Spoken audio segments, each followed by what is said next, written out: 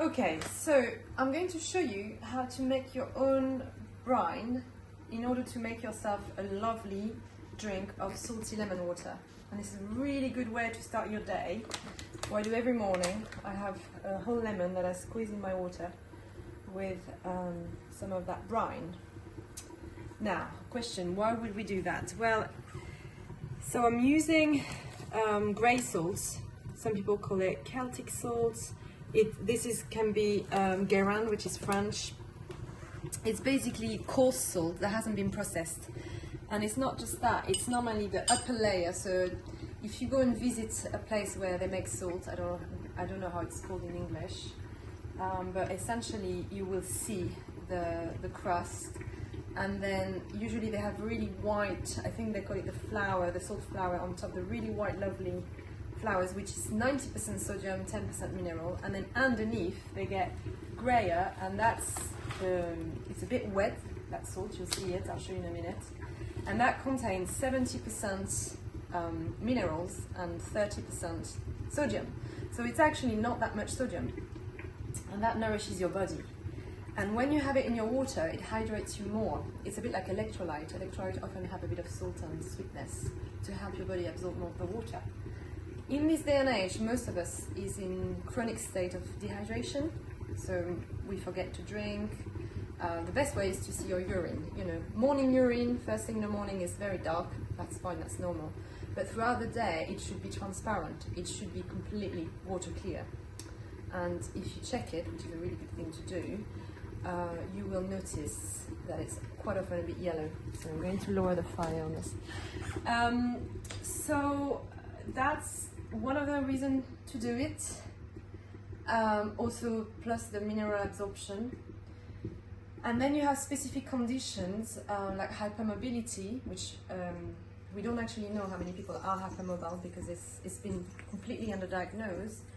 But people with like low blood pressure, hypermobility, so one joint that moves a bit more, but it might be, you know, it's not like extremely visible necessarily.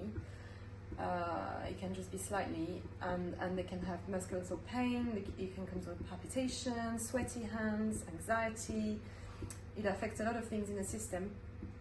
It's often due to a mutation in your collagen, and they can't absorb water very well, so they'll have a tendency to drink a lot more water.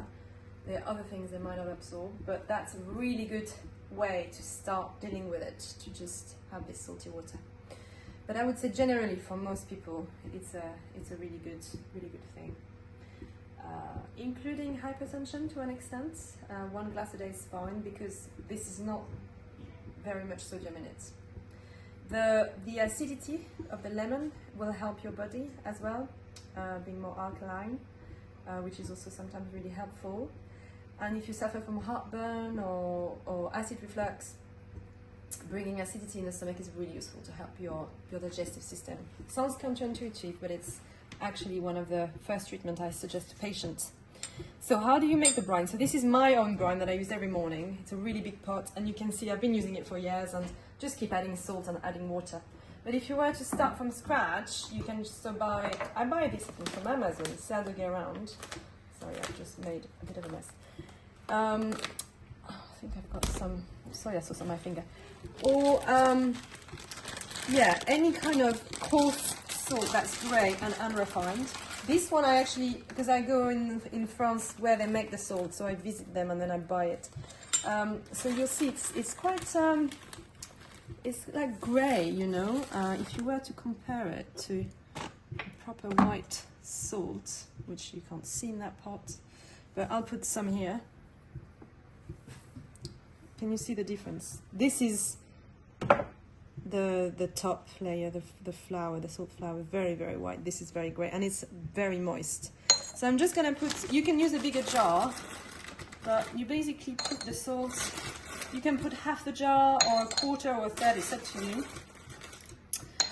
And then you just add water to it.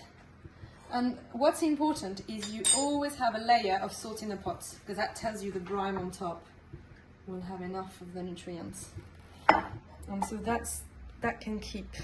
And when the water goes low, you can top it up with more water again. Good quality water, I always insist on that. So distilled water or reverse osmosis. And that's a good way as well for distilled water to mineralize your water. And yeah, this is how you make it.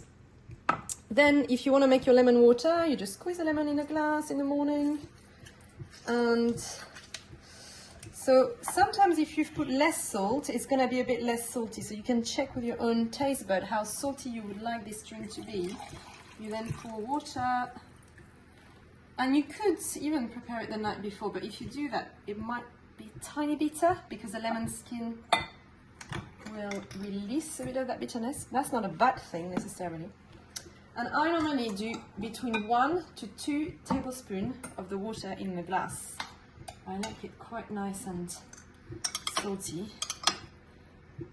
And also it's a very good way to get iodine. So for thyroid issue, when we are underactive, it's really good. That's it.